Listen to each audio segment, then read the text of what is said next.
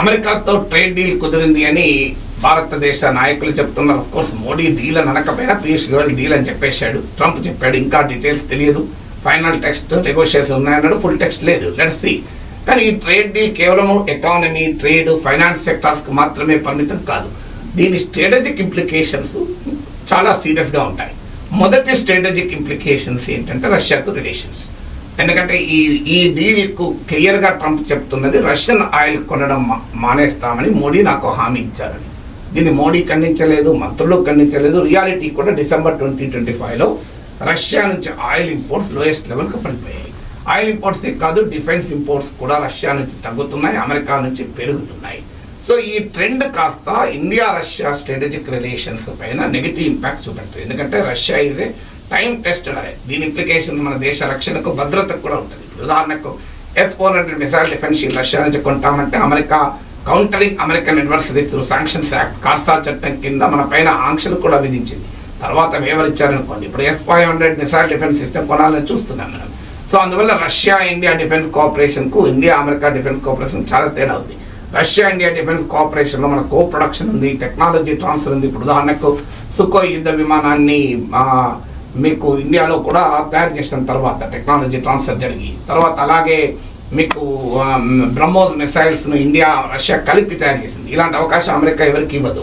So అందువల్ల డెఫినెట్గా India Russia strategic relations పైన ఇది నెగటివ్ ఇంపాక్ట్, ప్రతికూల ప్రభావం చూపుతుంది. మొదటిది. రెండవది ఇండియా ఇరాన్ రిలేషన్స్.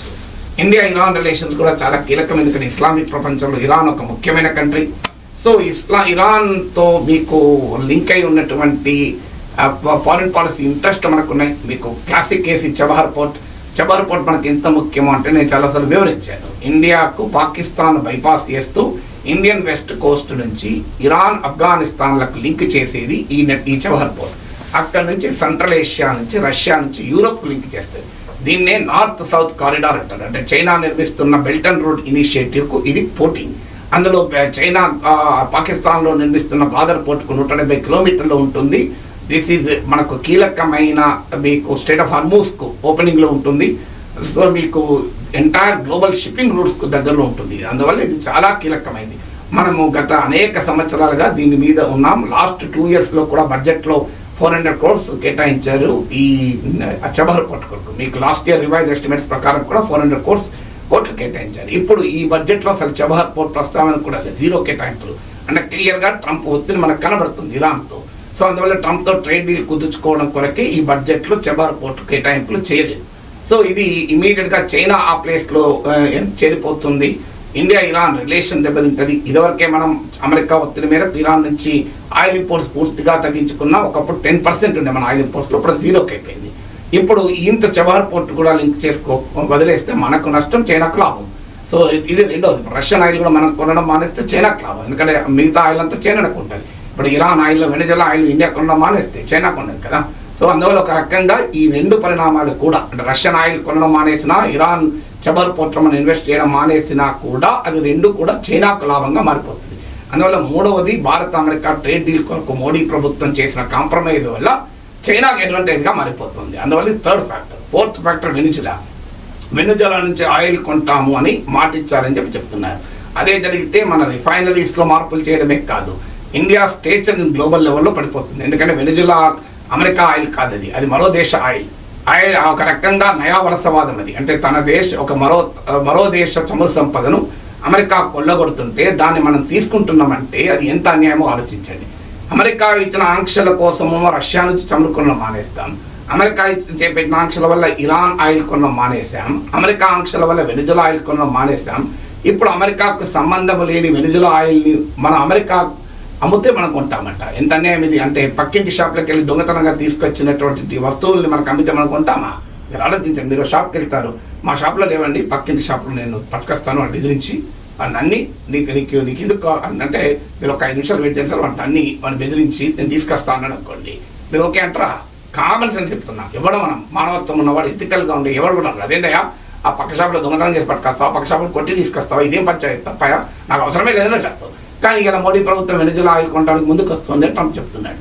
అందువల్ల అది ఇండియా పొలిటికల్ స్టేచర్ని కూడా దెబ్బతీస్తుంది. ఇక 5వది పాకిస్తాన్తో ఈ లింక్ అవ్వడం. ఇప్పుడు మీకు ఆల్రెడీ అమెరికా పాకిస్తాన్ నెక్సెస్ ఉంది. ఇప్పుడు మన రష్యా పైన ఆధారపడడం తగ్గించి డిఫెన్స్ కొరకు అమెరికా నుంచి ఆయుధాలు కొనడం వల్ల ఏం జరుగుతుంది, మీకు అమెరికాతో ఇంటర్ ఆపరేబిలిటీ అంటే అమెరికా సైన్యము భారత సైన్యము మధ్య లింక్ అయిపోతుంది. ఆల్రెడీ అమెరికా సైన్యము పాకిస్తాన్ సైన్యం లింక్ అయి ఉంది.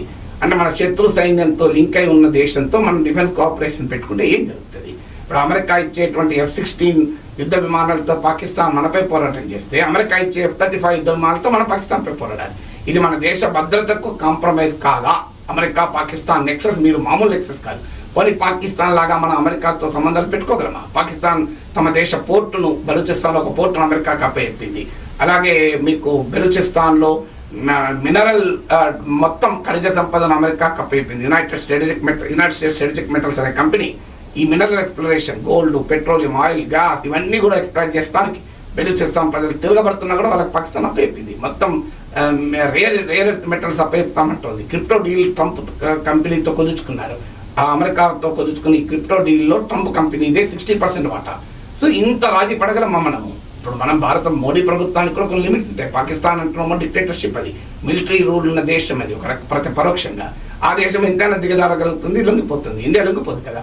ఇప్పుడు అలాంటి అమెరికాకు పాకిస్తాన్కు అంత అనుబంధం పెరిగిన సమయంలో మన అమెరికన్ ఇంట్రెస్ట్లకు తల వంచితే దాని ప్రమాదం ఎంతో చూడండి. ఇది 6వది.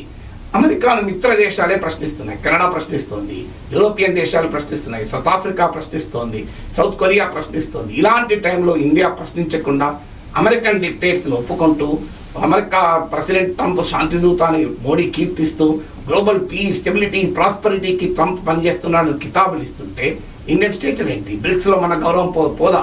ఎందుకంటే ఆ బ్రిక్స్లో ఉన్న బ్రెజిల్, రష్యా, చైనా, ఈ సౌత్ ఆఫ్రికా 4 దేశాలు అమెరికాను ప్రశ్నిస్తున్నాయి. ఇండియా ఒక్కటే అమెరికాతో రాజీ పడుతుంది. ఇక బ్రిక్స్లో మన స్టేచర్ పడిపోదు. దీనివల్ల మీకు షాంఘై కోఆపరేషన్ ఆర్గనైజేషన్లో ఉన్న దేశాలని అమెరికాను ప్రశ్నిస్తున్నాయి. ఇండియా రాజీ పడుతుంది. అందువల్ల India strategic stature, India global stature కూడా తగ్గిపోతుంది. అందువల్ల అమెరికాతో ట్రేడ్ డీల్ వల్ల కలిగే ఆర్థిక నష్టాల తర్వాత చర్చ, ముందు వ్యూహాత్మకంగా చూసుకున్న భారతదేశానికి తీవ్రమైన నష్టం ఈ డీల్ తెపోతుంది.